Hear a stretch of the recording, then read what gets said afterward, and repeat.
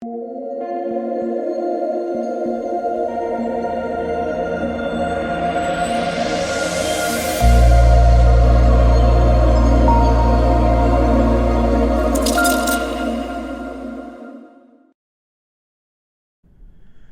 what is going on, guys? It's DK. Back at you with another video here to break down the final NBA slate of 2021. 7-game slate on Friday. If you guys are new to the channel, welcome. My name is DK. I make daily videos and live stream for NBA and NFL slates on Draftkings.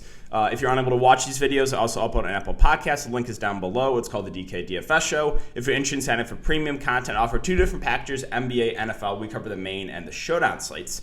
And the sponsor of this video is Thrive Fantasy. Guys, Thrive Fantasy is a player props site. We're actually building out a roster on player props. So they have pretty big prize pools here, $5,000 prize pool for NBA, $1,500 up top. You pick 10 of the 20 options. The less probable the prop is to occur, the more points you receive if you choose correctly. So for example, Jimmy Butler, we don't even know if he's going to play yet, but he's projected for 21.5 points. If he goes under that, which is less likely to occur, you get more points. Over, more likely to occur, but you get a little bit less points. So there's a lot of game theory involved. If you guys want to try it out, make sure to sign up and use my code, DKDFS. It is DKDFS, all one word. You'll get a 100% match up to $100. And finally, I want to thank you guys all for a great 2021. It's been a crazy year for me. I stepped down from my full-time job to do YouTube and DFS full-time. And I also started my Patreon last year around this time. So again, can't thank you guys enough. I can't do this without all your guys' support. So really, one last time I want to say appreciate everyone that comes and watches these videos and checks out the live streams. Really do appreciate it, guys. Okay, so before we get into players and the prices, let's look back my pair from tonight. Last night. Last night, I went super light, and this always happens, right? It's a lot to happen. When you play super light, your lineup just goes off. I told everyone in Patreon, like, hey, I'm going super contrarian. I'm going Brad Beal as my spend up. I'm going to a guy like Mo Wagner off the bench, who I think comes in much less ownership. But yeah, I went to Beal, Hampton, Kuzma, Love, Gafford, Frazier, Wagner, and Joel Embiid. The Cleveland-Washington game blowing out the end there hurt me because I was like checking my scores. Like at halftime, I was winning like over $1,000 on like $30 in entries. Like midway through the fourth quarter, it was the same. So I was thinking like I might have a sweat to take this down. Unfortunately, though, the Cleveland game blew out, so that really hurt me there. But still, overall, it was a great night. And then going over. We had some big winners as well. If I would have played my usual $100 single entry, would have had a takedown because I believe me and Onsley had the same lineup, and he had, again, 309.5. He took on the $100 single entry, won $1,500 or whatever it was total. So that hurts a little bit, I'm not going to lie, but still great to see these big wins over here for Patreon members. So congrats to all you guys. Hope you guys had a good night, and let's talk about this 7-game slate. So we'll start off the Miami side, and Miami is super short-handed. They don't even have a lot of the players that are available in the player pool. Jimmy Butler is at the top at $10K. Again, we don't even know if he's going to play yet. And there's questions if he doesn't play, if this game even gets played. So obviously keep an eye on that. But if Jimmy Butler plays, he's going to look great at the top. He's going to play big minutes, and it's just a great matchup. And same with Tyler Hero at 7-2, right? These are two guys that play 35 to 40 minutes most likely. Dominate the usage. Both will look good. Amir, you're at 7 at 5'8". The prices come up, but still feels a little bit too cheap for him, probably playing low to mid 30s minutes. So Wood, like, you're at 7 there, a good amount. Caleb Martin. Wait, yeah, it is Caleb Martin. Okay, I can never get these guys right. Caleb Martin, probably plays low to mid 30s minutes. He'd be a great value. They do have Kyle Guy and Arik Holman in the player pool, but they have a few others that are not in the player pool. I don't know if I would really trust like the G Leaguer guys or the guys that recently just signed. Probably would focus on the main 4 guys there for Miami. Moving on to Houston. So Houston actually did run a pretty tight rotation last game. I think Houston are viable contrarian plays. A Christian Wood, 8.6K. Not really scared if you're at 7 in the defensive end. KPJ and Jalen Green, they said they're going to limit his minutes, and they just played 35 minutes for KPJ, and Jalen Green played big minutes too, played 38. So, like, again, if this game gets played and you want to stack it up, I don't hate it. If Houston's going to run that same rotation as last game, where it's basically an 8-man rotation, then you can look to some of these guys. They started David Nwaba at 3.8K. He played 33 minutes. Assuming he starts again, I think he's a fair value play. So Nothing that really stands out to me, but I think some guys you can look to for tournaments. Moving on to Atlanta and Cleveland. So Atlanta, once again, pretty shorthanded. Trae Young at 11.5 does feel pricey, but he's going to have to do everything for this team. He got pulled with about 6 minutes left in that game due to the blowouts. He was on pace for about 40 minutes. I think he's a decent spend-up, but maybe a little bit overpriced. Clint Capella, I think, probably plays mid-30s minutes. Again, the blowout hurt him. They really don't have any other options here for bigs in this team. So I do like Capella a good amount. I don't think the ownership is going to be that high. And then Cam Reddish at 6'5 probably will be the number 2 in offense. He didn't have the best game last game, but that's the issue with Cam Reddish is he doesn't do a ton of the peripheral stats, so there always is a relatively low floor. As far as like these cheap end guys, so Skylar Mays and Sean D. Brown both started. Skylar Mays played 31 minutes. Again, playable value, not the best point per minute guy. And then Sean D. Brown at 3.6K started, played 32 minutes. Again, both these guys are viable if they're going to start again because I think we get close to 30 minutes for both. As far as bench guys, not much I'm really considering. I guess if it was to take a shot in one guy, probably would be Cam Oliver, who did play the backup 5, but again, got like 5 or 6 extra minutes there because of the blowout, so he really wasn't on pace for a ton if the game would have stayed competitive. Moving on to Cleveland, so we have Jared Allen back, where he's probable. He's 10.5K, so I'm not sure what they're doing at that price point. No interest there.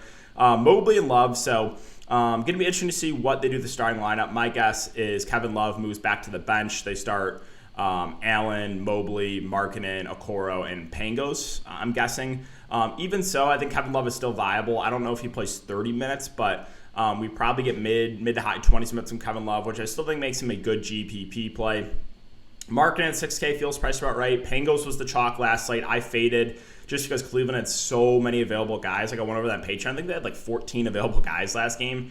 So I was like, if he's gonna be the chalk, I'm just gonna look elsewhere, right? Like I went to a guy like Mo Wagner at like a fraction of the ownership over Kevin Pangos. Worked out for me. But yeah, if Pangos starts again, he's a fair value. He's just not the best point per minute guy. Well, Denzel Valentine got traded. If you played Denzel last night, I feel you because he actually was a pretty solid play. The reason he got DNP was because he got traded for Rondo. So that sucks if you went there. Clippers and Toronto. So still no Paul George, still no Kawhi Leonard. We're waiting on the status of Reggie Jackson, which is pretty significant for some of these secondary options. If Reggie Jackson's out, Morris, Bledsoe are going to look really, really good. Morris was... Okay, can we talk about this for Ty Lue? He said Morris's minutes limit will increase. He played 38 minutes. And again, this game against Brooklyn, he was on pace for 38 minutes when he was on a minutes limit. Like, what are you doing, Ty Lue? What are you doing? Bledsoe at 6'2", if there's no Reggie Jackson, would be a solid mid-range play because he'll handle a ton of the point guard duties. The upside goes way up when Reggie's out. If Reggie's in, I have no interest in Bledsoe. Like Bledsoe, man, Kennard wouldn't look that good if Reggie's in. Morris, I would still have some interest in. And then there's no Zubac and there's no Hartenstein. So my guess is we get Serge Ibaka starting. If he does, he's going to look like a great value. It's also a revenge game narrative here too. So if Ibaka starts, I love him. I guess they could go small and start Marcus Morris at the 5.